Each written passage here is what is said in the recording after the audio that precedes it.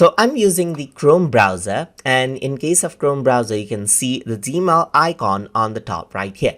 And if I were to go around and right click and pin it, then you only see that particular icon. But as I hover around, you can see that I got 200 emails. But without that, if I were to go around and use another tab, I won't see the number of 100 emails.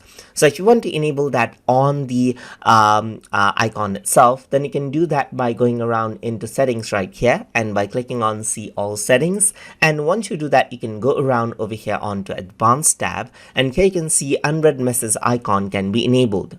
If I were to go around and enable and save the changes, now on the icon you can see a little number 2 right here denoting the number of 100 emails that you have in your inbox. So I can go around and disable that if you don't want it as well. I can go around and unpin this, and I can see the number over here as well, as you can see.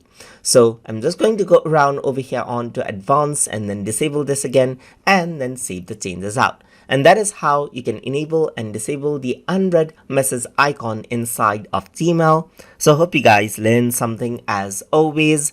And as always, please like, comment, share, and subscribe.